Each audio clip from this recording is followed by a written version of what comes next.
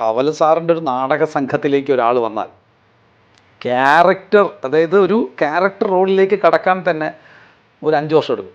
കാരണം അവിടെ നമ്മൾ ഈ കോറസ് ഉണ്ട്, ഞങ്ങളുടെ ഈ അറിയാലോ കോറിയോഗ്രാഫിയുടെ ഒരു ഏരിയ ആണല്ലോ. അപ്പോൾ അതെല്ലാം കഴിഞ്ഞ് ഇതിൽ നിന്ന് തഴക്കവും പഴക്കവും ഒക്കെ വന്നതിന് ശേഷമാണ് ഇവർ ഒരു ക്യാരക്ടറിലേക്ക് ഒരിടത്ത് വയ്ക്കുന്നത്. അത് കഴിഞ്ഞിട്ടൊക്കെയാണ് മെയിൻ ക്യാരക്ടറിലേക്കൊക്കെ പോകുന്നത്. ഗുരുകുല സമ്പ്രദായം എന്നൊക്കെ പണ്ട് പറയുന്ന തരത്തിലുള്ള ഇതാണ്. നമുക്ക് ഇന്ന് രാവിലെ നിങ്ങൾക്ക് ഞാൻ കുറച്ച് ക്ലാസ് എടുത്തു തരാം, നാളെ രാവിലെ വരൂ, നിങ്ങൾക്ക് കുറച്ച് തിയറി എടുത്തു തരാം, മറ്റന്നാൾ വരൂ, പ്രാക്ടിക്കൽ എടുത്തു തരാം എന്നുള്ളൊരു നാടക സംഘം അല്ല അത്. ഞങ്ങളൊരു നാടകം എടുത്തുകൊണ്ടാണ് അവിടെ ഈ ക്ലാസ് ആരംഭിക്കുന്നത് തന്നെ. നാടകം നമുക്ക് അപ്ഡേറ്റ് ചെയ്യാൻ പറ്റും, സ്റ്റേജിലായതുകൊണ്ട് നമ്മൾ എന്നൊന്നും മാറിയല്ലേ. ഒരു സിനിമ ഉണ്ടാക്കാന്ന് പറഞ്ഞാൽ ഞാൻ ഇന്ന് ഫെബ്രുവരി 15 സ്റ്റാർട്ട് ചെയ്താൽ നമ്മൾ 2025 ജനുവരിക്ക് വേണ്ടിയാണ് സിനിമ ചെയ്യാൻ. ഫെബ്രുവരി 15 സിനിമ എടുത്താൽ ജനുവരി 1 വരുമ്പോഴത്തെ പഴയ സിനിമയെല്ലാം ചോദിക്കും. ചില സിനിമകളെ നമ്മളിപ്പോൾ 2021 സ്റ്റാർട്ട് ചെയ്യും. അന്നത്തെ ഏറ്റവും ഫ്രഷ് കഥയായിരിക്കും, ഏറ്റവും മേക്കിംഗ്, അന്നത്തെ മനുഷ്യന്മാരുടെ എല്ലാം അന്നത്തെ ഏറ്റവും ഫ്രഷ് ആയിരിക്കും. ചില സാഹചര്യം കൊണ്ട് ഈ സിനിമ ഇറങ്ങാൻ 2 കൊല്ലം 3 കൊല്ലം ലേറ്റായി. നമ്മൾ എന്ത് സ്ഥലത്തില്ലേ, ആക്ടിങ്ങിലെ സ്ഥലത്ത് നമ്മളൊന്ന് പൊളിഞ്ഞു പോകുമ്പോഴും നമ്മൾ അങ്ങനെ ഒരാളല്ലല്ലോ. നമ്മൾ ഇത്രയും അതിനെക്കുറിച്ച് ശാസ്ത്രം അറിയാന്നുള്ളവർ ഒന്ന് നമ്മൾ അഭിനന്ദിച്ചിട്ട് പോയിട്ടുള്ളതല്ലേ. നമുക്ക് ഇപ്പം പറ്റിയൊരു തെറ്റാണ് അല്ലേ, നമുക്ക് കോൺഫിഡൻസ് എടുക്കാൻ പറ്റുന്ന. തീർച്ചയായിട്ടും.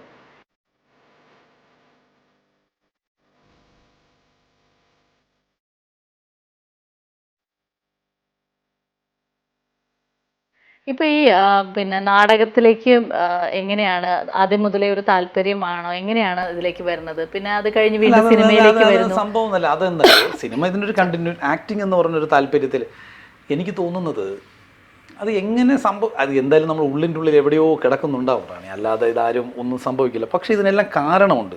അല്ല, അതൊരു കറക്റ്റ് സ്ഥലത്ത് നമ്മൾ കാരണമുണ്ട് എന്ന് പറഞ്ഞാലേ,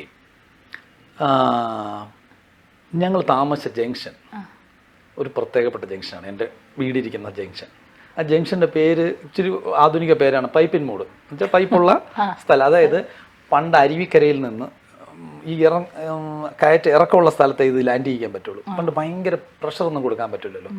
അപ്പോൾ കൊട്ടാരത്തിലേക്ക് എന്തോ അവിടെ അന്ന് പൈപ്പിൻ മൂട് എന്ന് പറഞ്ഞാൽ ഞങ്ങൾ പൈപ്പ് ഉണ്ടായിരുന്നു, തൊട്ടടുത്ത കാലം വരെ ഉണ്ടായിരുന്നു. ഈ പൈപ്പുണ്ട് എൻ്റെ ചെറുപ്പകാലം, അതായത് എൻ്റെ 1 വയസ്സ് 2, 3, 4, 5, 6, 7, 8, 9, 10, 11, 12, 13, 14 വയസ്സ് വരെയുള്ള കാലഘട്ടത്തിൽ അവിടെ ചുറ്റുപാടും താമസിച്ചിരുന്ന മനുഷ്യരെ പേര് പറഞ്ഞ് ഞെട്ടും. നരേന്ദ്രപ്രസാദ്, കടമ്മനിട്ട രാമകൃഷ്ണൻ, ഡി വിനേന്ദ്രൻ, കാവാലം നാരായണ പണിക്കർ സാർ, നെടുമുടി ഭരത് ഗോപി, മനസ്സിലായില്ലേ, നെട്ടവും പരമേശ്വരൻ മാഷ് എന്ന് വേണ്ട എന്തുകൊണ്ടോ അതാണ് സംഭവം, മനസ്സിലായില്ലേ. ഇവരെല്ലാവരും ഈ അപ്പം നമ്മളെ നാട്ടിലെ ചർച്ചകളിൽ ഇവരെല്ലാവരും അറിഞ്ഞോ അറിയാതെയോ വന്നപ്പെടും കൃഷ്ണൻകുട്ടി നായർ. അപ്പം എല്ലാം ഈ പൈപ്പമൂട് ജംഗ്ഷൻ്റെ നമ്മൾ കെ കലാധരൻ എന്ന് പറഞ്ഞാൽ വളരെ തിയേറ്ററിൽ വലിയ കലാധർജി, നമ്മൾ കലാധരൻ ചേട്ടൻ, നമ്മുടെ സോപാനന്ദൻ, ഇവരെല്ലാവരും ഇവിടെയാണ്. അപ്പം ചുറ്റുപാടുമുള്ള എല്ലാവരും ഇവരെ കാണാനായിട്ട് ഈ ജംഗ്ഷനിൽ വന്നേ പറ്റുള്ളൂ. ഈ കാണുന്ന ബുദ്ധിജീവികൾ, നാട്ടിലെ ബുദ്ധിജീവികൾ മുഴുവൻ ഈ ജംഗ്ഷനിൽ പലരെയും കാണാൻ വരണം. ഡി വിനേന്ദ്രൻ സാർ പറഞ്ഞൊരു കോമഡിയാണ്. ഇതേപോലെ ഞാൻ ഈ പറഞ്ഞ പോലെ അദ്ദേഹം പറഞ്ഞാണ് ഈ പൈപ്പുംമൂട് എന്ന് പറഞ്ഞൊരു സ്ഥലത്ത്, ഇതൊരു ഇൻ്റർവ്യൂ പറഞ്ഞാൽ പൈപ്പുംമൂട് എന്ന് പറഞ്ഞാൽ അതൊരു പ്രത്യേക തരത്തിലുള്ള സ്ഥലമാണ്. ഇറങ്ങി വരുമ്പം നെട്ടവും പരമേശ്വരൻ മാഷ് ഡാൻസ് പഠിപ്പിക്കുന്നുണ്ടാവും. കുറച്ചുകൂടെ താഴെ വരുമ്പം നരേന്ദ്രപ്രസാദും കടമ്മനിട്ടയും അവിടെ എന്തൊക്കെയോ ചെയ്യുന്നുണ്ട്. കുറച്ച് മേളിലോട്ട് പോകുമ്പം സൈഡിലോട്ട് പോകുമ്പം നെടുമുടിയും സംഘവും അവിടെയൊക്കെ താളവും മേളവും. അത് കഴിഞ്ഞാൽ കാവാലം 4 മണി, അത് കഴിഞ്ഞാൽ ഊളംപാറ. അതാണ് പ്രത്യേകത, മനസ്സിലായില്ലേ. വിനേന്ദ്ര സാറിന് എൻ്റെ അത് കഴിഞ്ഞാൽ ഊളംപാറ, അതാണ് ആ സ്ഥലത്തിൻ്റെ പ്രത്യേകത. ഇതിലും ഭംഗിയായിട്ടത് പറയാൻ പറ്റില്ല. അപ്പം കാവാലൻ സാറിന്റെ അടുത്ത് ലൈവായിട്ട് നിൽക്കുമ്പോൾ തന്നെയാണോ ഈ സിനിമയിലേക്ക്? അതെ, ഞാൻ ആ സമയത്ത് സിനിമയിൽ തന്നെ നായകനായിട്ടല്ലേ? അതെ അതെ അതെ. അത് ആ സമയത്ത് നമ്മുടെ കുക്കുച്ചേട്ടൻ്റെ സിനിമ നമ്മളിപ്പോഴും വളരെ സ്നേഹത്തോടും നമ്മളെപ്പോഴും ഒരുമിച്ചുള്ള കൂട്ടുകാരിലെ ഒരാളാണ്. ചേട്ടനാണ്, കൂട്ടുകാരെന്നല്ല, ചേട്ടൻ എനിക്ക് അതെന്ന് പറഞ്ഞാൽ നമ്മുടെ നാടക സംഘത്തിലുണ്ടായിരുന്ന ഒരു അസിസ്റ്റന്റ് ഡയറക്ടർ, ഇപ്പോൾ സൊസൈറ്റി എൻ്റെ പടമൊക്കെ ചെയ്തിട്ട് ഷിബു ഗംഗാധരൻ എന്ന് പറഞ്ഞ ഷിബു ചേട്ടനോടൊരു പരിചയമാണ് സത്യം പറഞ്ഞാൽ ഈ കുക്കു ചേട്ടനായിട്ടുള്ള സൗഹൃദത്തിലൊക്കെ കാര്യന്നത്. അങ്ങനെയുള്ള സൗഹൃദം നമ്മൾ വൈകുന്നേരം ചർച്ചകൾ, സംസാരങ്ങൾ വന്നാണ് ഈ ഒരാളെന്ന സിനിമയിലേക്ക് കടക്കുന്നത്. അല്ല ഒരു സിനിമ ഉണ്ടാക്കി കളയാമെന്ന് പറഞ്ഞൊരു കൂട്ടം മനുഷ്യർ കൂടിയല്ല, അവർ സിനിമയിലാണ്, ഷിബുചേട്ടൻ സിനിമയിലാണ്, കുക്കുചേട്ടൻ സിനിമയിലാണ്, ബാക്കി എല്ലാവരും സിനിമയിലാണ്. അപ്പം ഞാനിവിടെ അതിനകത്തേക്ക് ആഡ് ചെയ്യപ്പെടുന്നു. അപ്പം ചർച്ചകളിൽ വരുന്നു അങ്ങനെ ഒരു സിനിമ ഷോർട്ട് ഫിലിം ഉണ്ടാക്കാൻ തീരുമാനിക്കുന്നു. ആ ഷോർട്ട് ഫിലിം സിനിമയിലേക്ക് വലുതാകുന്നു. അതങ്ങനെ അപ്പോഴും ഈ പറയുന്ന മുകേഷ് ഏട്ടൻ, ശ്രേയ റെഡ്ഡി എന്ന് പറഞ്ഞ താരങ്ങളൊന്നും പ്രതീക്ഷിക്കുന്നില്ല. പിന്നെ അതിലേക്ക് എത്തുന്നു, അതങ്ങനെ സിനിമയായി. അങ്ങനെയാണ് ഞാൻ സിനിമ ആഗ്രഹക്കുറവൊന്നും ഇല്ലായിരുന്നു, സിനിമ സംഭവിക്കുന്നത് അങ്ങനെയാണ്. അത് കഴിഞ്ഞ് പിന്നെ എങ്ങനെയായിരുന്നു? അത് കഴിഞ്ഞിട്ട് ഞാൻ തൊട്ടടുത്ത് അഭിനയിക്കുന്നത് അപ്പോഴും നാടകമുണ്ട് കേട്ടോ. അപ്പോഴേക്കും ഞാൻ സോപാനം എന്ന് പറഞ്ഞ നാടക സംഘം ഞാൻ സോപാനം നാടക സംഘത്തിൽ എന്ന് പറഞ്ഞാൽ 100% നാടകത്തിൽ നിൽക്കാൻ മാത്രമേ ഇവിടെ നിൽക്കാൻ പറ്റത്തുള്ളൂ. കാരണം അല്ലെങ്കിൽ ഉണ്ടാവുന്ന പ്രശ്നം വേറൊന്നുമില്ല. 10-30 പേരുള്ളൊരു സംഘമാണ്. ഈ സംഘത്തിൽ ഞാൻ അവിടെ പോവുകയും 29 പേര് ഇവിടെ നിൽക്കുകയും ചെയ്യുമ്പോൾ ഉണ്ടാവുന്ന ഒരു ഭയങ്കര പ്രശ്നമാണത്. അത് നമ്മുടെ സീനിയേഴ്സാണ് നിൽക്കുന്ന എല്ലാവരും.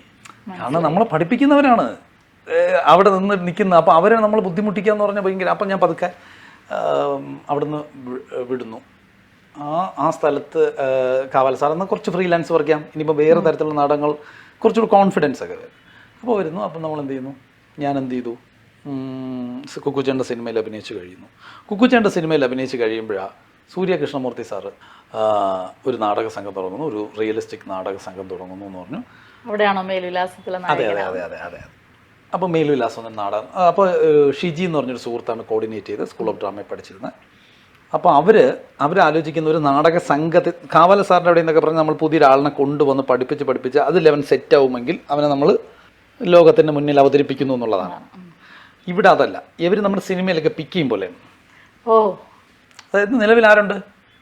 അതന്നെ അമലുണ്ട്, ഇന്നാളുണ്ട്, ഗോപാലനുണ്ട്, ജോസുണ്ട്. അങ്ങനെ ഇവർ പിക്ക് ചെയ്യണം. അതായത് ഇവർക്ക് പിന്നെ നമ്മൾ പഠിപ്പിക്കാനുള്ള ടൈമൊന്നുമില്ല. ഈ റിഹേഴ്സൽ ചെയ്യാൻ നിങ്ങൾ ചെയ്തോളൂ. ഇത് ഒരുപാട് ലോകം മുഴുവൻ കളിക്കാനൊക്കെ തീരുമാനിച്ചിട്ടുണ്ട്. നമ്മൾ ഒത്തിരി കുറേ രാജ്യങ്ങളിലൊക്കെ നമ്മൾ യാത്ര ചെയ്തിട്ടുണ്ട്. അങ്ങനെ തീരുമാനിക്കപ്പെട്ട് വെച്ചിരിക്കുന്നത്. അപ്പം അത് അങ്ങനെയാണ് ആ നാടകം. ഷിജിയാണ് എന്നെ അപ്പം കൊള്ളാം എനിക്ക് തോന്നി, നമ്മൾ വേറെ സ്റ്റൈലുള്ള നാടകം പഠിക്കണമല്ലോ.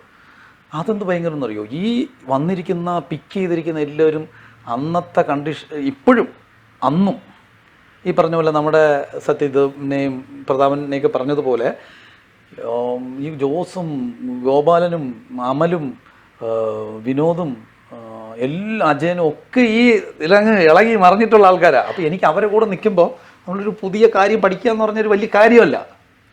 ഇവർ മറിഞ്ഞ് ഇതുപോലെ തന്നെ പല സംഘങ്ങളെയും മറിഞ്ഞ് ഇതിനൊരു അതിൻ്റെ ഒരു ഇപ്പം പറയാം, അന്നൊക്കെ പറയുമ്പോൾ അതൊരു മുമ്പതായിരിക്കും. അപ്പോൾ ഈ ഭയങ്കര നാടകം, ഞാനൊരു വളരെ സീനിയറായിട്ടുള്ള ഒരാളിനോട് നാടകം കാണാൻ വന്നു. അപ്പം ഞാൻ വെറുതെ നമ്മൾ ചോദിക്കുമല്ലോ, ചേട്ടൻ നാടകം എങ്ങനെയായിരുന്നു എന്ന് ചോദിച്ചപ്പം പുള്ളിയുടെ മറുപടി ആയിരുന്നു, 8 നാടക സംഘത്തിൽ നിൽക്കുന്നവന്മാരെല്ലാം കൂടെ ഒരു നാടക സംഘത്തിൽ നിന്നിട്ട് നല്ലതാണെന്ന് ചോദിച്ചിട്ട് വല്ല അർത്ഥം ഉണ്ടാകുന്നു. മനസ്സിലായോ? നമ്മള് IPL ടീം ഉണ്ടാക്കണ പോലെയാണ്. അതായത് 8 നാടക സംഘത്തിൽ ജോലി എടുക്കേണ്ടവന്മാരെല്ലാം കൂടെ ഒരു നാടക സംഘത്തിൽ വർക്ക് ചെയ്തിട്ട് നാടകം കൊള്ളാം ചോദ്യത്തിന് പുള്ളി ഇപ്പോഴും സിനിമയിലൊക്കെ, ഞാൻ പേര് പറയുന്നില്ല, സിനിമയിലൊക്കെ സജീവം നല്ല പരിചയമുള്ള ആള്. അയ്യോ, അപ്പൊ അദ്ദേഹത്തിന് എന്തായാലും മനസ്സിലാവും, ഞാനാണല്ലോ. സൂപ്പർ. ഈ പിന്നെ അത് കഴിഞ്ഞിട്ട് പിന്നീട് ഇതില് ഉറുമിയിലല്ലേ അസിസ്റ്റന്റ് ഡയറക്ടറായിട്ടും വർക്ക് ചെയ്തു. അപ്പൊ അതും ഒരു മേഖലയാന്ന് തോന്നുന്നു. അല്ല, അത് മേഖലയിൽപ്പെട്ടതല്ല. അത് കാരണം ഞാൻ ഈ ഫ്രീലാൻസ് പണി തുടങ്ങിയല്ലോ. ഫ്രീലാൻസ് പണി തുടങ്ങുമ്പോൾ നമുക്ക് ഡെയിലി പ്രാക്ടീസ് എന്ന് പറഞ്ഞ സംഗതി ഇല്ല. അപ്പോൾ ഡെയിലി പ്രാക്ടീസ് ഇല്ല. കളരി, ഈ നാടകത്തിന് വേണ്ടി ഞാൻ കളരി പഠിക്കാൻ പോയിട്ടുണ്ട്, അല്ലാതെ കളരി പയറ്റല്ല പഠിക്കാൻ പോയി, നാടകത്തിന് വേണ്ടിയിട്ടുള്ള വഴി. അപ്പോൾ അതൊക്കെ അങ്ങ് ഇല്ലാണ്ടായി, പോകുന്നില്ല എന്നുള്ള മട്ട് വരുന്ന സമയത്ത് അപ്പോൾ കുറേ സമയം ഫ്രീ ഉണ്ട്. അപ്പോൾ ലെനിൻ സാറുമായിട്ട് എനിക്കൊരു നല്ല സൗഹൃദം വന്നുപെട്ടു. അപ്പോൾ ലെനിൻ സാർ ഷോകൾ ചെയ്യും. ലെനിൻ സാറിൻ്റെ ഷോകളെന്ന് പറഞ്ഞാൽ ഈ കവിതകളെ ഫ്രഷ് പുള്ളി തന്നെ ഉണ്ടാക്കുന്ന പാട്ടുകളായിരിക്കും, അല്ലെങ്കിൽ പുള്ളി തന്നെ ഡാൻസിന് വേണ്ടി ഉണ്ടാക്കുന്ന പാട്ടുകളിൽ നിന്നാണ് ഈ ഷോ ഉണ്ടാക്കുന്നത്. അല്ലാതെ നമ്മുടെ സിനിമയിലുള്ള പാട്ടുകൾ എടുത്തിട്ടല്ല, അല്ലെങ്കിൽ പുള്ളിയുടെ സിനിമയിലെ പാട്ടുകളായിരിക്കും പുള്ളിയുടെ ഷോയിലുള്ളത്. അപ്പോൾ ആ സമയത്ത് ഒരു ഷോയ്ക്ക് പുള്ളി നേരത്തെ ഉണ്ടായിരുന്ന അസിസ്റ്റന്റ് ഡയറക്ടറിന് എന്തോ ബുദ്ധിമുട്ട് വന്നു. അപ്പോൾ ഇതുപോലെ ആരോ പറഞ്ഞു, ഒരുത്തൻ വെളിയിറങ്ങി നിൽപ്പുണ്ട്, വിളിച്ചോ, കാരണം ഞാനിപ്പം കാവൽ സാറിൻ്റെ അവിടെ പോകുന്നില്ല എന്നറിയാവുന്ന ഒരാൾ പറഞ്ഞു. അപ്പം എന്നെ വിളിച്ചോന്ന് പറഞ്ഞു. അപ്പം ഒരു ദിവസം സാറ് തന്നെയാണ് എന്നെ വിളിക്കുന്നത്. അപ്പോൾ ഇവിടെ ഉണ്ടെന്ന് ചോദിച്ചു. ഞാൻ കലാഭവനിൽ സിനിമ കണ്ടുകൊണ്ടിരിക്കുന്നു. അപ്പോൾ സാറ് പറഞ്ഞാണ് ഒരു കാര്യം ചെയ്യണേ, സിനിമ കഴിഞ്ഞ് ഒരു സ്ഥലത്തും പോലെ കേട്ടോ, അവിടെ തന്നെ നിൽക്കണമെന്ന് പറഞ്ഞു. അപ്പോൾ ശരി, അവിടെ തന്നെ നിന്നു. അപ്പോൾ പുള്ളി ഒരു ചുവന്ന കാറുമായിട്ട് വന്നു.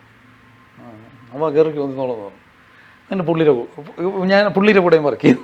കാരണം ഒരുപാട് ഷോ, അതായത് വളരെ പ്രസിദ്ധമായ മറ്റേ ഇടശ്ശേരിയുടെ പൂതപ്പാട്ട്, രാവണപുത്രി, അങ്ങനെ കവിതകൾ ചെയ്യുമ്പോൾ അതിനകത്ത് പേരായിട്ട് സിനിമ ആക്ട്രസ്സുകളുണ്ടാവും.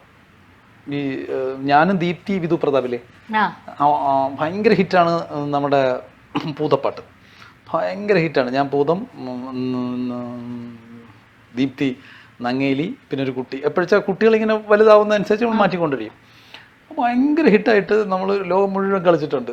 എനിക്ക് തോന്നിയിട്ടുണ്ട് ഇത് ഷോ ആണല്ലോ, ലൈറ്റും ഒക്കെ വെച്ചിട്ടുള്ളത്. ഇത് പ്രത്യേകത, ഈ ഷോ കണ്ട് കരയുന്ന ആൾക്കാരുണ്ട്. ഈ കുഞ്ഞല്ലേ, ഈ കുഞ്ഞുങ്ങളെ അമ്മ ഇമോഷൻ, അത് ഭയങ്കരമാണത്. അങ്ങനെ രാവണപുത്രി, ഒത്തിരി കവിതകൾ നമ്മളിങ്ങനെ കവിത എല്ലാം ചെയ്യുമ്പോൾ അതിൻ്റെ ആണുങ്ങളുടെ പാർട്ട് ചെയ്യുന്നത് ഞാനായിരിക്കും. അപ്പം ഇതാണ് നമ്മൾ എന്തോ ഒരു ചോദ്യത്തിൽ കറങ്ങിപ്പോയത്. അതെ, സന്തോഷേട്ടൻ്റെ കാലിൽ. അപ്പം മകരമഞ്ഞെന്ന് പറഞ്ഞ സിനിമ ലെൻസാർ ചെയ്യുന്നു. അപ്പോൾ ലെൻസാർ, അപ്പം ഞാൻ ഉണ്ടല്ലോ, ലെൻസാർ കൂടെ ആളല്ലോ. അപ്പോൾ ഞാൻ നമ്മുടെ രശ്മി സതീഷ്, പട്ടേരിയറിയല്ലോ, രശ്മി സതീഷ്, ലെൻസാറിൻ്റെ മകൻ, അവൻ ഇപ്പോൾ ക്യാമറമാനാണ്, ഗൗതം. ഞങ്ങൾ 3 പേരും വെറുതെ ഞങ്ങൾ എൻ്റർടൈൻമെൻറ്റിന് വേണ്ടി കൊണ്ടുപോകുന്ന 3 പേർ. അതെ, സാറുണ്ടെങ്കിൽ സഹായിക്കാം, ചുമ്മാ ഞങ്ങൾ 3 പേരും ഒരുമിച്ചാണ് നിൽക്കുന്നത്. അപ്പോൾ ഞങ്ങൾ 3 പേരും കൊണ്ടുപോകും. അപ്പോൾ ഞങ്ങൾ എന്തെങ്കിലുമൊക്കെ ചെയ്യും, തോന്നണമെങ്കിൽ ചെയ്യും എന്നുള്ള മട്ടാണ്, അല്ലാതെ നമ്മൾ ചെയ്യാൻ വേണ്ടിയിട്ടൊന്നുമല്ല. സാറിനൊരു സന്തോഷം, ഞങ്ങളെ 3 പേരും കൊണ്ടുപോകുമ്പോൾ എന്തോ ഒരു സന്തോഷം കിട്ടുന്നു, പുള്ളി അത് ആസ്വദിച്ചിട്ട്. അപ്പോൾ ഞങ്ങൾ പല സ്ഥലങ്ങൾ, പല ലൊക്കേഷനിലുള്ള വയനാട്ടിൽ അവിടെയൊക്കെ. അപ്പോൾ ഇതിൽ സന്തോഷവും കൂടെ ഉണ്ട്, സന്തോഷേട്ടുണ്ട്. അപ്പോൾ സന്തോഷേട്ടൻ ഇങ്ങനെ നമ്മളുമായിട്ടിങ്ങനെ മിങ്കിളായി, നമ്മൾ 3 പേരുമായിട്ട്. പിന്നെ സന്തോഷേട്ടൻ മിങ്കിളാവുന്നു, ഞങ്ങൾ സന്തോഷമുണ്ട് ഞങ്ങൾ. അപ്പോൾ അതിൽ നിന്നാണ് രശ്മി ആദ്യമായിട്ട് സിനിമയിൽ പാടുന്നത് ഉറുമിയിലാണ്. അപ്പോൾ എന്നോട് പറഞ്ഞ് ഇങ്ങനൊരു സിനിമ തുടങ്ങുന്നുണ്ട്, വരണം കേട്ടോ, ഞാൻ ബോംബെയിലാണ് ഷൂട്ട്, വരണമെന്ന് പറയുന്നു. അങ്ങനെ പുള്ളിയുടെ തന്നെ അസോസിയേറ്റ് ക്യാമറമാനായ സോജനോട് പുള്ളി ഏർപ്പാടാക്കുന്നു. സോജൻ ടിക്കറ്റൊക്കെ എടുത്ത് വെച്ചിട്ട് എന്നെ വിളിക്കുന്നു. അങ്ങനെയാണ് ഞാൻ ഈ അടിമപ്പണിക്ക് വേണ്ടി പോകുന്നത്, സമ്പൂർണ്ണ അടിമപ്പണിക്ക് വേണ്ടി പോകുന്നത്. അങ്ങനെ ഞങ്ങൾ ഇന്ന് ഒരുവിധ എല്ലാവരും അതിനകത്ത് രക്ഷപ്പെട്ടു. ഹിന്ദി എന്നൊക്കെ ഉള്ളവരെല്ലാം ആ റൂട്ടിൽ പോയി. തമിഴിലുണ്ടായിരുന്ന അസിസ്റ്റൻറ്റ് ഡയറക്ടർ 2 പേരുണ്ട്. ഒരാൾ സിനിമ ഡയറക്റ്റ് ചെയ്ത ക്യാമറമാൻ അരവിന്ദ്, വേറൊരാളുണ്ടായിരുന്നു തമിഴിൽ. ഹിന്ദിയിൽ എല്ലാവരും അന്ന് മലയാളത്തിൽ നിന്ന് ഉണ്ടായിരുന്ന 4 പേരുണ്ടായിരുന്നു. ഒരാളുടെ പേര് സോബിൻ സക്കീർ എന്നാണ്. കണ്ടില്ലേ, ഞാനും സോബിൻ എല്ലാം കൂടെ ഒരു ഫോട്ടോ ഉണ്ട്, മധുബാൻ.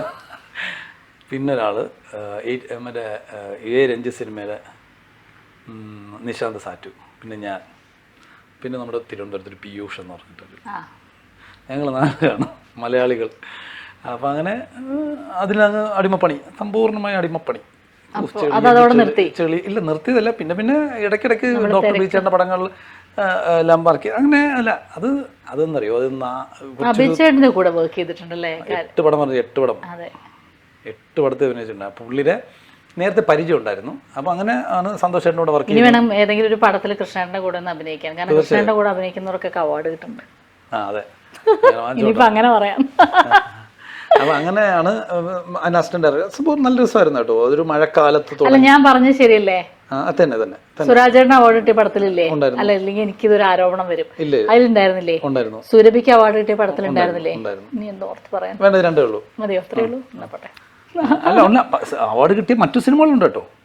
അതായത് ഈ അടൂർ സാറിന്റെ ഞാൻ അഭിനയിച്ച സിനിമയ്ക്കൊക്കെ ഒരുപാട് കുട്ടി സ്ട്രാങ്കിന് 9 നാഷണൽ അവാർഡ്. അല്ല, നമ്മളിപ്പോ ഇത്ര ലൈറ്റ് ആയിട്ട് പറയുമെങ്കിലും അത്രയും നല്ല നല്ല സിനിമകളുടെ ഭാഗമാവാൻ. അന്ന് പിന്നെ ഞാൻ നാടകം 2 ഉണ്ട്, എല്ലാ ഷോ ഉണ്ട്, നാടകമുണ്ട്, സിനിമ മാത്രമല്ല. ഇതിനകത്ത് എൻ്റെ ഒരു പ്രധാന പരിപാടിയായിട്ട് നിന്നുകൊണ്ടിരുന്നത് ഈ ഷോസും, ലിൻസാറിന്റെ ഷോസും. എല്ലാ മാസവും ഷോ ഉണ്ടാവും, 2 ഷോയെങ്കിലും ഉണ്ടാവും. പിന്നെ ഈ നാടകങ്ങൾ, അങ്ങനത്തെ പരിപാടികളുണ്ട്. ഇതിനോട് എനിക്ക് സിനിമയും. ഞാനിപ്പോൾ ഇത് പറഞ്ഞുകൊണ്ടൊന്ന് ബ്രേക്ക് ചെയ്ത് ചോദിച്ചോട്ടെ. ഇപ്പം പറഞ്ഞല്ലോ ഇങ്ങനത്തെ സീരിയസ് സിനിമകളുടെ ഭാഗമായിരുന്നു ആ ഒരു സമയത്തൊക്കെ കൂടുതൽ നമ്മൾ അങ്ങനെ കണ്ടിരുന്നത്. ഈ കമേഴ്ഷ്യൽ സിനിമയിലേക്ക് ഇപ്പം കാണുന്ന അത്ര കൃഷ്ണേട്ടൻ അന്ന് കണ്ടിട്ടില്ല. അപ്പോൾ ഒരു പക്ഷേ ഈ നാടകത്തിൽ നിന്ന് വന്ന ആള് എന്നുള്ള ഒരു പേടി കൃഷ്ണേട്ടനോട് ഉണ്ടായിരുന്നു തോന്നിയിട്ടുണ്ടോ സിനിമയ്ക്ക്? ഇയാളെയൊക്കെ വിളിച്ച് അങ്ങനെയല്ല, എങ്ങനെ ആയിരിക്കും അത് പേടിയല്ല. അല്ല, എനിക്ക് അറിഞ്ഞൂടാ. കാരണം നമ്മളിപ്പോൾ കൂടുതലും ഈ ആർട്ട് ഹൗസ് സിനിമയിൽ അഭിനയിക്കുന്നത് കൊണ്ടാണോ അതോ ഇത് നമ്മുടെ കമേഴ്സ്യൽ സിനിമ എപ്പോഴും ഒരു ക്ലിക്ക് ആൻഡ് ഹിറ്റിനകത്താണ്. അതാണ് ഇതിൻ്റെ ബിസിനസ്. Hit, click.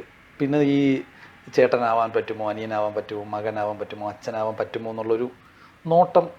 അതൊരു ആ ഇക്വേഷനിലാണ് അത് ചെയ്യുന്നത് അല്ലേ? അതെ. അത് നമുക്ക് മാറ്റിമറിക്കാൻ പറ്റില്ല. കാരണം ആ ഇക്വേഷനിലാണ് ബിസിനസ് ഇരിക്കുന്നത്.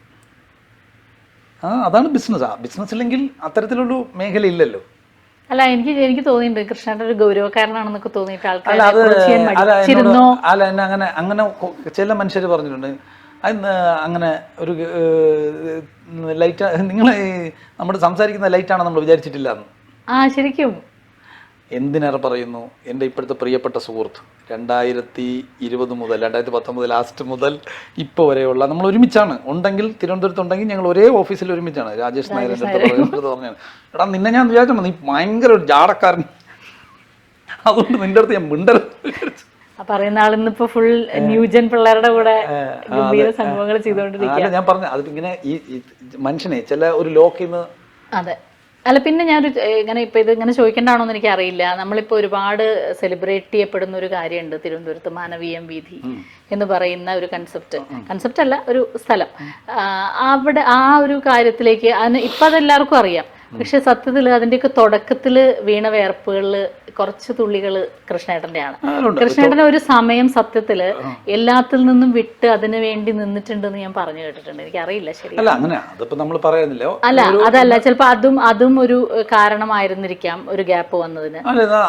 ഞാൻ നന്നായിട്ട് പ്രവർത്തിച്ചിട്ടുണ്ട് കേട്ടോ. ഞാനൊരു 2012 ശേഷം ഒരു 7 വർഷം ഒരു നല്ല രീതിയിൽ അതൊരു 100% ആ ഒരു സ്ഥലത്തിന് വേണ്ടിയിട്ട്, അതായത് അങ്ങനെ ഒരു കൾച്ചറൽ സ്പേസ് ഉണ്ടാവുക എന്ന് പറയുന്നതിന് വേണ്ടി ഞാൻ ട്രൈ ചെയ്തിട്ടുണ്ട്. ഞാനെന്നല്ല, ഇതിനകത്ത് നമ്മൾ അഭിനന്ദിക്കേണ്ട ഒരു നാടക സംഘം ഉണ്ട് കേട്ടോ.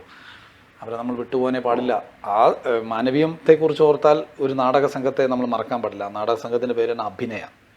തിരുവനന്തപുരത്ത് അഭിനയ എന്നൊരു നാടക സംഘം. അതിൽ ഡി രഘുത്തമൻ എന്ന് പറയുന്ന അതിൻ്റെ ക്യാപ്റ്റൻ, അത് മരിച്ചുപോയി, രാജേൻ ചേട്ടനുണ്ട്. അദ്ദേഹം ഇവർ രണ്ടുപേരുമാണ് അവർ ക്യാപ്റ്റന്മാരായിരുന്നത്. പിന്നെ അവരോടൊപ്പം പ്രവർത്തിക്കുന്ന ഒരുപാട് മറ്റ് ആൾക്കാർ. അവിടെ നിന്നാണ് അവരാണിത് ഒരു 11 വർഷക്കാലം ഇതിനെ സംരക്ഷിച്ചത് കേട്ടോ. അവർ സംരക്ഷിച്ചത് നമ്മൾ മറക്കാൻ പറ്റില്ല. അത് നമ്മൾ ഈ ഇന്ന് വരുന്ന ലൈഫിന് കാരണമായിട്ടുള്ള മനുഷ്യരാണ് അവർ. കാരണം അന്ന് അവരവിടെ പ്രവർത്തിക്കുമ്പം ഒരു പാർക്കിംഗ് സ്പേസ് മാത്രമാണ്, വലിയ വണ്ടികൾ കൊണ്ടിടുക, അതിൻ്റെ ഇടയിൽ അവർ ഏതെങ്കിലും ഞായറാഴ്ചകൾ സ്ഥലം കണ്ടെത്തി പാട്ട് പാടുക, നാടകം കളിക്കുക. ആ ഒരു 10-11 വർഷം അവർ അതിനെടുത്ത് സ്ട്രെയിൻ ചില്ലറയല്ല. ഇതിങ്ങനെ ആകുമോ എന്ന് വിചാരിച്ചു. ഇപ്പം അവരവിടെ ഇല്ല കേട്ടോ, അവരാരും അവിടെ ഇല്ല. ഞാൻ പറയുന്നത് അവർ 11 വർഷം കാണാൻ പോകും. ഞാൻ സത്യത്തിൽ കാണാൻ പോകുന്നറിയോ, എനിക്ക് ആ ഒരു സീസൺ നമ്മളൊരു വണ്ടി ഉണ്ടാവുള്ളൂ, 2 വീലർ. അത് അപ്പുറത്തെ അതായത് ഇപ്പോഴത്തെ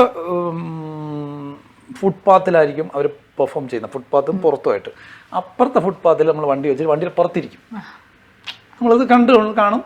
അപ്പോൾ അവർ അവിടെ വന്നിട്ട് എല്ലാവരോടും ഈ പിരിക്കും, പൈസ പിരിക്കും. അപ്പോൾ നമ്മൾ കൊടുക്കും. അവരതെല്ലാവരും കൂടെ കൂട്ടി വെച്ചിട്ട് ചായയൊക്കെ കുടിച്ചിട്ട് പിരിഞ്ഞു പോകും.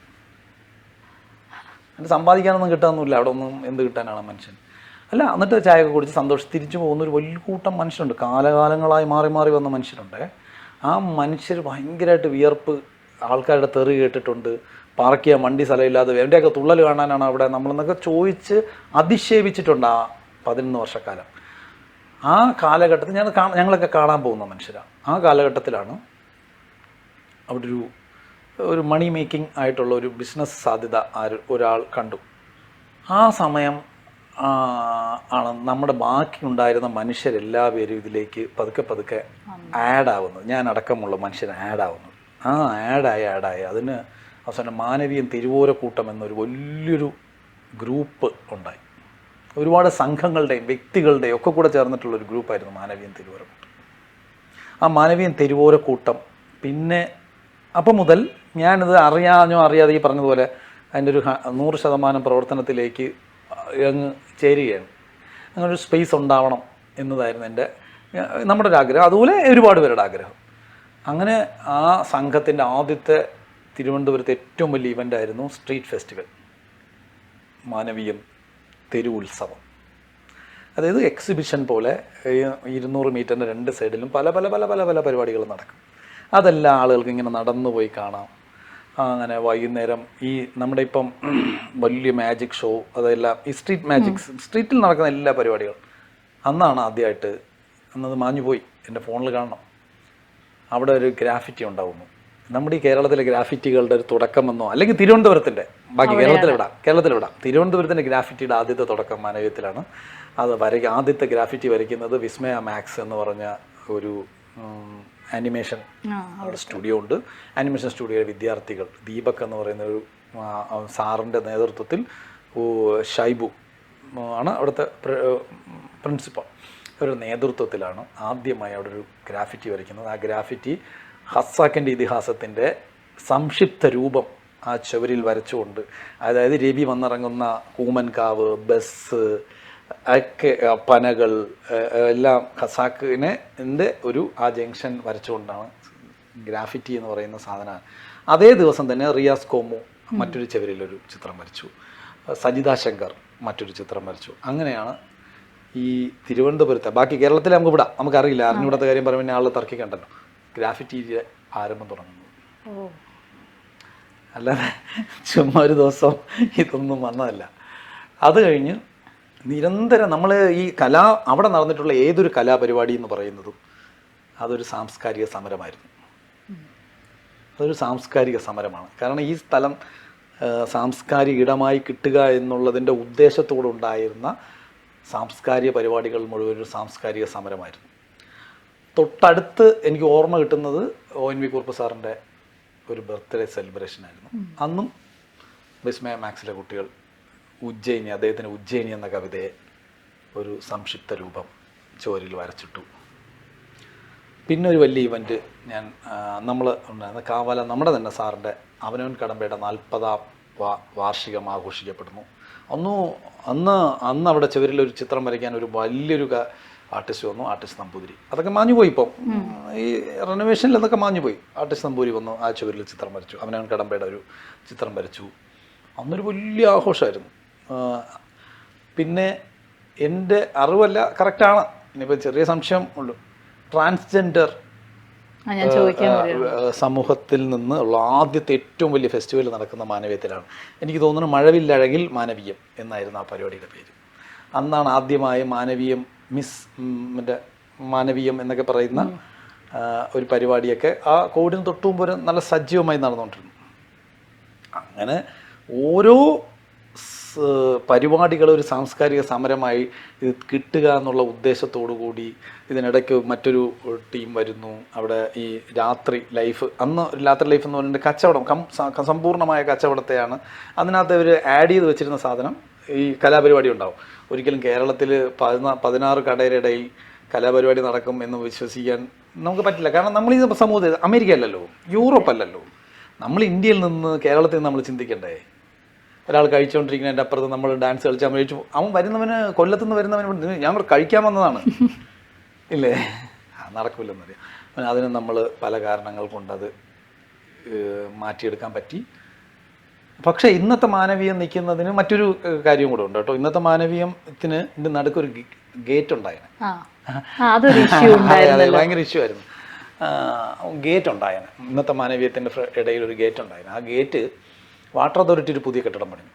വാട്ടർ അതോറിറ്റിയുടെ വലിയൊരു ഹ്യൂജ് കെട്ടിടം പണിഞ്ഞു. ആ കെട്ടിടത്തിന് ഒരു ഗേറ്റ് വേണം, വലിയൊരു ഗേറ്റ് വേണം. അവർ എല്ലാവരും നമ്മൾ ആഗ്രഹിക്കുമല്ലോ, നമ്മളെ വീട്ടിൽ നല്ല കയറി വരാൻ ഇറങ്ങും.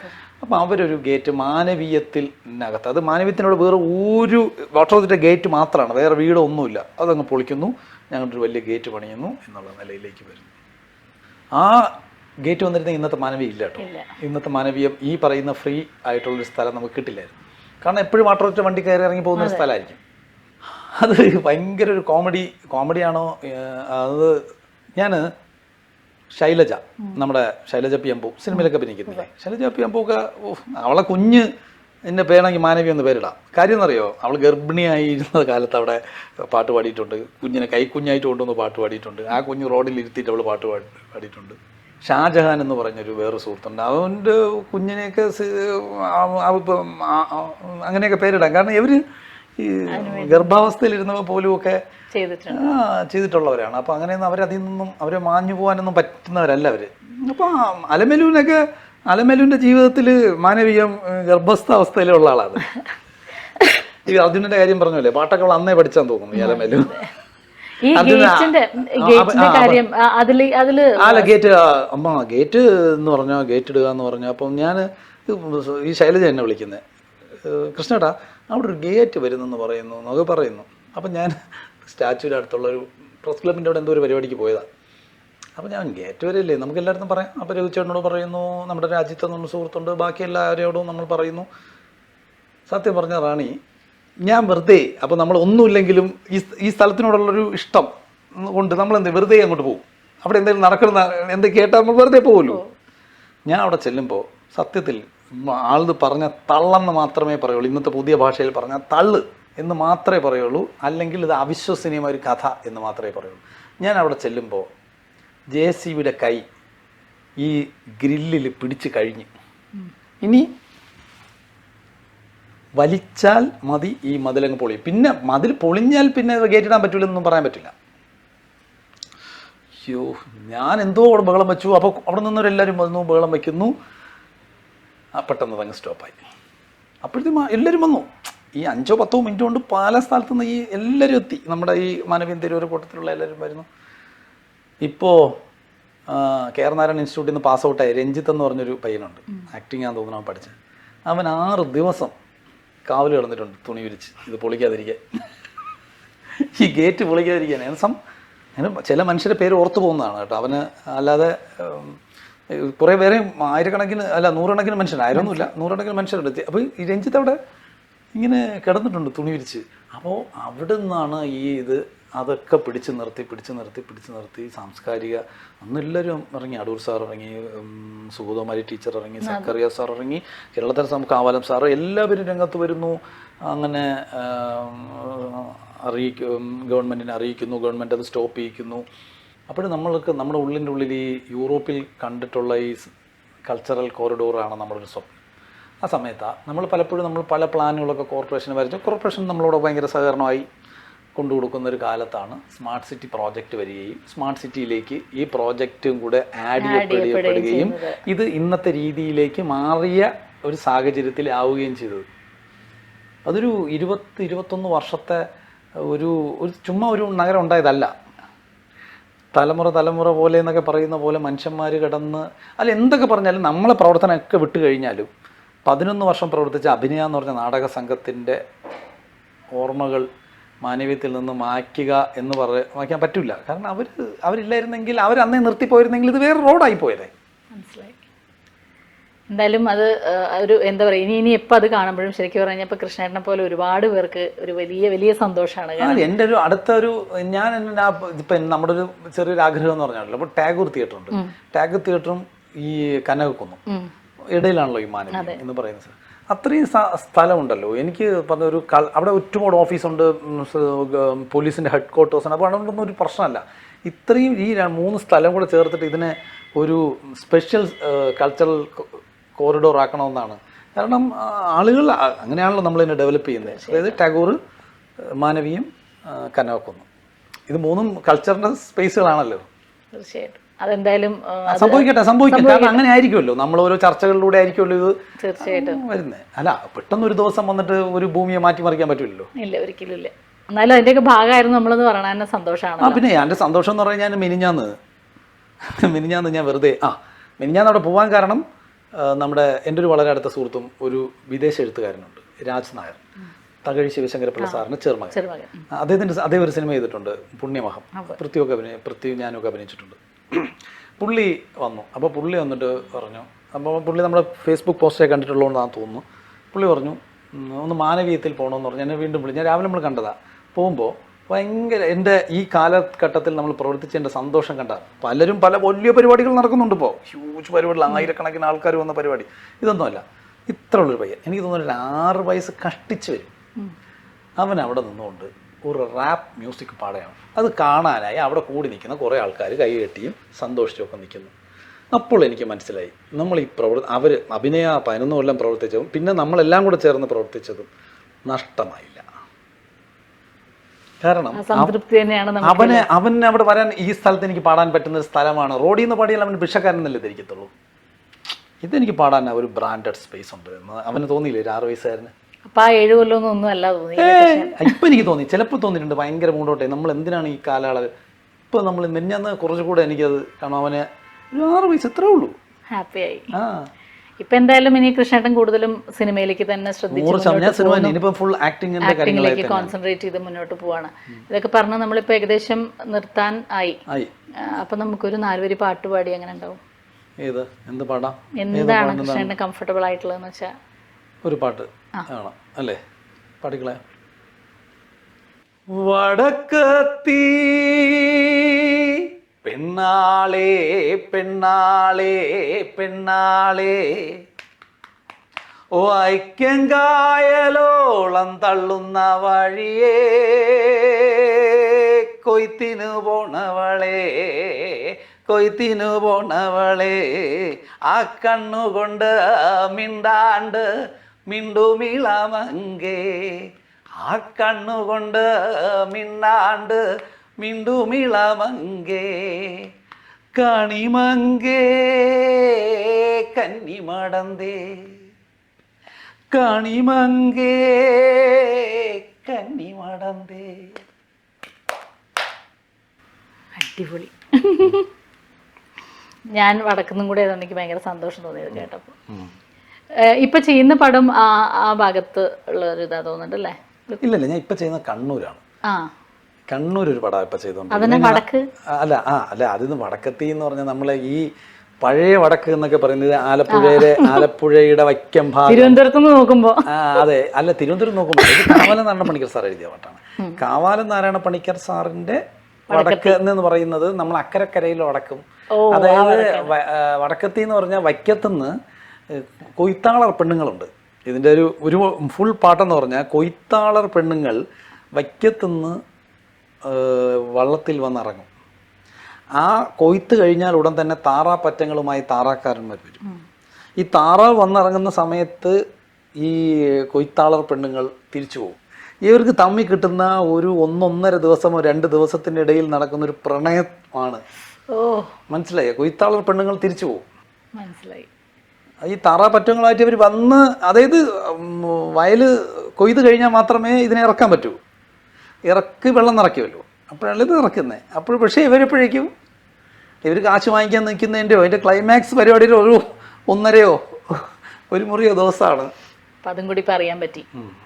എന്തായാലും കൃഷ്ണേട്ടൻ ഇത്രയും സമയം വളരെ ക്ഷമയോടെ എൻ്റെ വിവരക്കേടൊക്കെ സഹിച്ചുകൂടി ഇരുന്ന് ഇത്രയും കാര്യങ്ങൾ പറഞ്ഞതിൽ ഒരുപാട് സന്തോഷമുണ്ട് കൃഷ്ണേട്ടാ.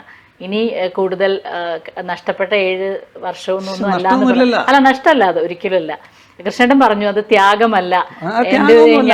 എനിക്കതൊരു ആവേശമായിട്ട് നമ്മുടെ ഒരു ആവശ്യമില്ലല്ലോ. ഇപ്പൊ എനിക്ക് വേണമെങ്കിലും ഇപ്പൊ ഒരു പെർഫോമൻസ് ഉണ്ടാക്കിയാൽ ബ്രാൻഡഡ് സ്പേസ് ഉണ്ട്. ബ്രാൻഡഡ് ആണത്, ഏറ്റവും വലിയ ബ്രാൻഡഡ്. ഞാനിപ്പോൾ ചെയ്യുന്നൊരു പരിപാടി എന്ന് പറഞ്ഞാൽ ഇപ്പം എനിക്ക് അവിടെ ഇത് ചെയ്യാൻ പറ്റിയിട്ടില്ല. ഞാൻ ഈ കവിതകളെ നാടകങ്ങളാക്കുന്ന ഒരു രീതിയാണ്. അതായത് അതെപ്പോഴും ഞാനിത് ചെയ്യുന്നത്, നെടുമുടി വേണുചേട്ടൻ മരിച്ചല്ലോ, അദ്ദേഹത്തിൻ്റെ ഇത് നടത്തുന്നത്, അദ്ദേഹത്തിൻ്റെ ഈ അനുസ്മരണം എന്ന് പറഞ്ഞൊരു ഔദ്യോഗിക അനുസ്മരണം നടത്തുന്ന പുള്ളിയുടെ വീട്ടിലാണ്. ഞങ്ങളെല്ലാവരും കൂടെ ചേർന്ന് അദ്ദേഹത്തിൻ്റെ വീട്ടിൻ്റെ മുറ്റത്ത് നടത്തും. അപ്പോൾ കഴിഞ്ഞ വർഷം ഞാൻ അയ്യപ്പ പണിക്കർ സാറിൻ്റെ കള്ളൻ എന്ന് പറഞ്ഞ കവിത പെർഫോം ചെയ്തായിരുന്നു. അപ്പോൾ ഈ വർഷം ഞാൻ ചെയ്തത് കാവാലൻ നാരായണ പണിക്കർ സാറിൻ്റെ ആത്മകഥാംശമുള്ള വിൽക്കുന്നില്ല ഇവിടെ എന്നുള്ളൊരു കവിതയാണ്. കാരണം ഞാനത് എനിക്ക് വലിയൊരു നാടകത്തിൽ പെട്ടെന്ന് അഭിനയിക്കാൻ പറ്റിയില്ലെങ്കിൽ ഞാനത് വിട്ട് കളയാറില്ല. മനസ്സിലായി. ഇപ്പോൾ വിൽക്കുന്നില്ല ഇവിടെ ഒന്നൊരു പെർഫോം ചെയ്തു. അത് കുറച്ച് നമ്മുടെ അവരുടെ ഫാമിലിക്കൊക്കെ ഭയങ്കര ഫീലായി. കാരണം അവർ കുറച്ചുകൂടെ ചേർന്ന് നിൽക്കുന്ന സ്ഥലമല്ലേ. അപ്പോൾ വേണുചേട്ടൻ്റെ ഫാമിലി ആയാലും കാവാല സാറിൻ്റെ ഫാമിലി എല്ലാവർക്കും അതൊരു ഭയങ്കര സന്തോഷമായി. കാരണം അത് ആത്മകഥാംശമുള്ളൊരു സാധനം ആയതുകൊണ്ട്. മനസ്സിലായി. അപ്പം എന്തായാലും കൃഷ്ണേട്ടൻ അങ്ങനെ ഇഷ്ടപ്പെട്ട കാര്യങ്ങളൊക്കെ ചെയ്ത് ഇങ്ങനെ മുന്നോട്ട് പോകും. ഇനിയും കൂടുതൽ സിനിമകൾ ഇങ്ങനെ ഞങ്ങൾക്ക് കാണാൻ പറ്റട്ടെ. അയ്യോ, അത് പറഞ്ഞപ്പോഴാണ് ഇപ്പം ചെയ്യുന്നൊരു ലേറ്റസ്റ്റ് പടം, പിന്നെ കൃഷ്ണേട്ടൻ ചെയ്യുന്നൊരു കാര്യം എനിക്കറിയാം, മറ്റേ നിഖില വിമലിനും സുരഭിക്കും ഒക്കെ തിരുവനന്തപുരം സ്ലാങ് പഠിപ്പിച്ചു കൊടുത്തു. സാഹചര്യമുണ്ട്. അതായത് ആ സിനിമയിൽ ഒരുമിച്ച് അഭിനയിക്കുന്നു, ആ സാഹചര്യത്തിൽ അവരെ അപ്പൊ അത് പിന്നെ സ്വന്തം തട്ടകം കൂടെ അതുകൊണ്ട് ഭാഷ കഴിവുകയായിരിക്കും. ആ കൃഷ്ണേട്ടൻ ആ തിരുവനന്തപുരത്ത് നിന്ന് കണ്ണൂർ പോയി കണ്ണൂർ ഭാഷയിൽ അഭിനയിക്കുന്നു എന്ന് കേട്ടു. ശരിയാണ്. വേറെയും എന്തൊക്കെയോ പ്രത്യേകതകളുണ്ടെന്ന് കേട്ടു. പ്രത്യേകത കരക്കമ്പിയാണ് അറിഞ്ഞു.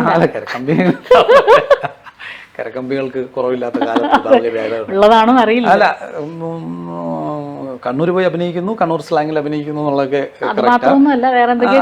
അത് സിനിമ വരുമ്പോൾ കാണാനുള്ളതാണ്. അതൊക്കെ അല്ല, അങ്ങനെയാണല്ലോ. വീണ്ടും ചമ്മി ചമ്മലല്ല, അത് അങ്ങനെയാണല്ലോ. കാരണം അല്ലെങ്കിൽ നമ്മളിപ്പോ പറഞ്ഞാലേ അതിനകത്തൊരു രസം, നമ്മൾ സിനിമ എന്നൊക്കെ ഒരു രസത്തിനകത്ത് കൊണ്ടുപോകുന്നതല്ലേ.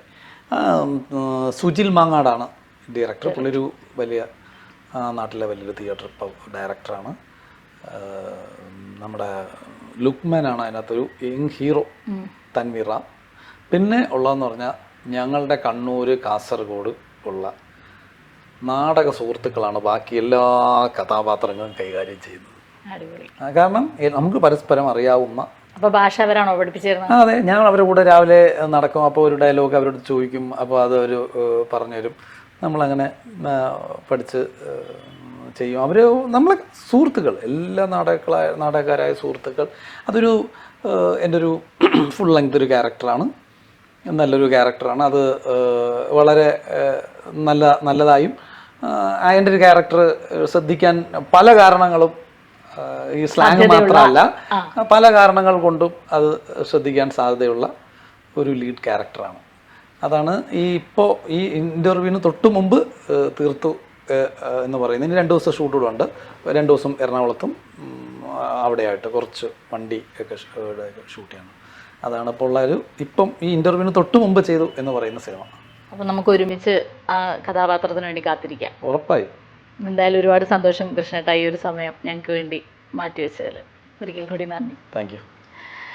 അപ്പം നമുക്ക് വീണ്ടും കാണാം കേട്ടോ, അടുത്ത ആഴ്ച.